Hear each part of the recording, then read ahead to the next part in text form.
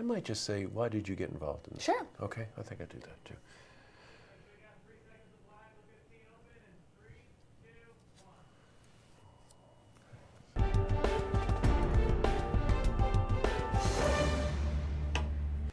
Welcome back, everyone. Well, it's January, New Year's resolutions.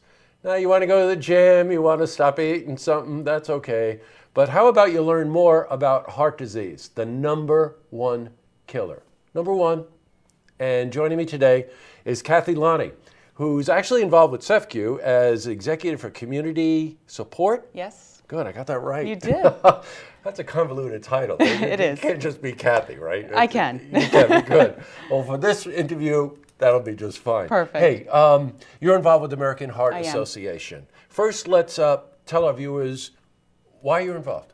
About 9 years ago now, my youngest daughter, who was 18 at the time, went for a routine physical, and at that physical was found to have a condition called third-degree heart block, which was quite a surprise to us. That's an electrical problem in your heart where the upper chamber and the lower chamber do not speak to each other.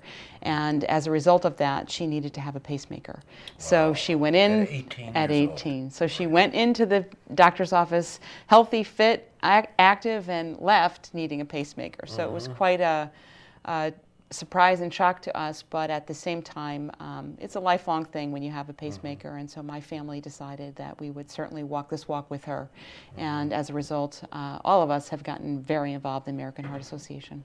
Boy, I bet you have. You know, when you talk about heart disease, you immediately think older guy, heart attack, and whatever. Before we went on air, Kathy and I were talking. The statistic was absolutely stunning, and I don't mean in a nice way. I mean, it was just like an eye-opener. Tell us a little bit about those statistics that we were talking about. Well, certainly heart disease is the number one killer of all Americans, but the scary part is now heart disease is the number one killer of women. Wow. So 1 in 3 women will die of heart disease.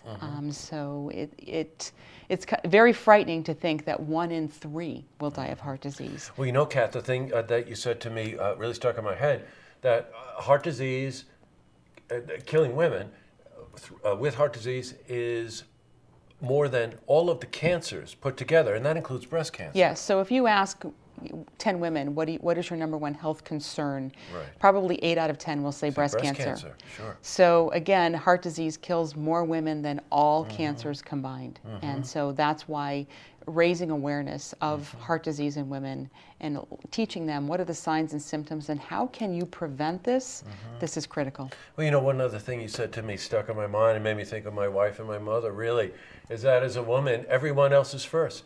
Very often. The children's first, your significant, your husband, your dog, you Yeah. know, it's everyone is first. Well, women have the uncanny knack of spinning a lot of plates in the air at one time. Multitasking, we call it. And we kind of pat ourselves on the back with the more plates that we can spin at the same time. Right. But as a result of that, we very often do put ourselves last.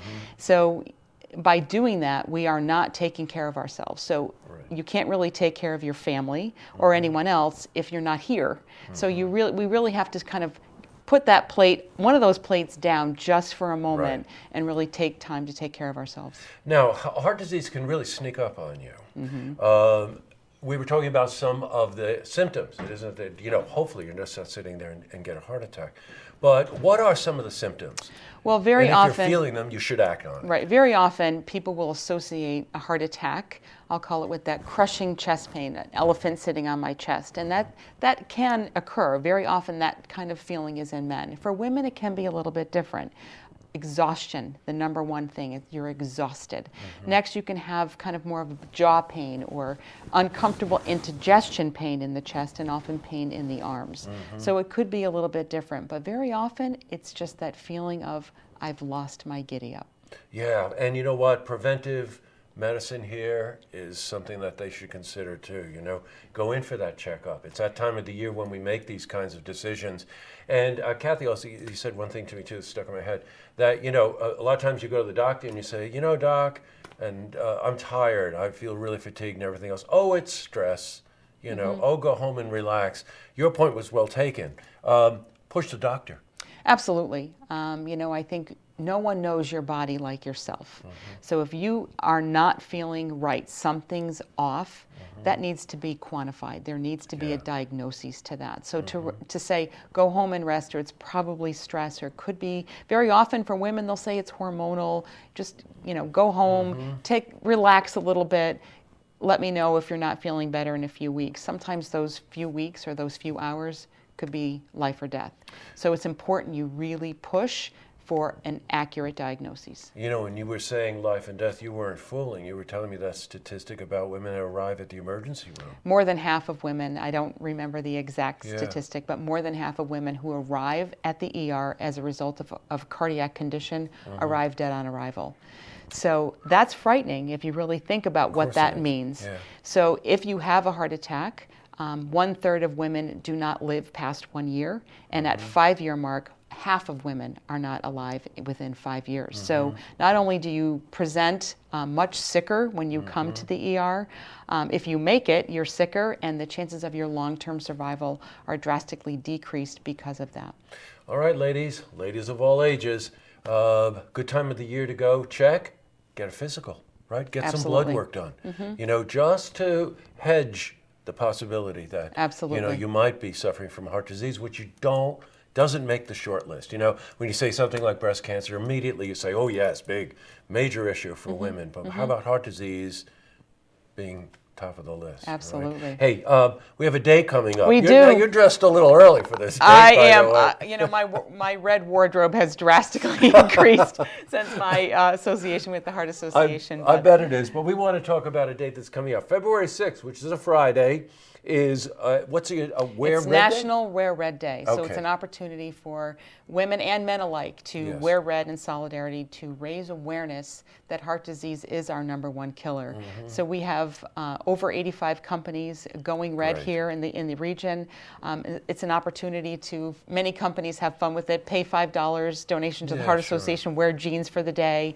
So you can kind of mark it however you want. The whole idea is to have fun, but also raise awareness and dollars for research to the American Heart Association. Right, Kath, I just want to spend a second on raising funds there. Let's face it, the American Heart Association, it is involved on the technological side of, advances in the size of pacemakers for your heart and stuff like this.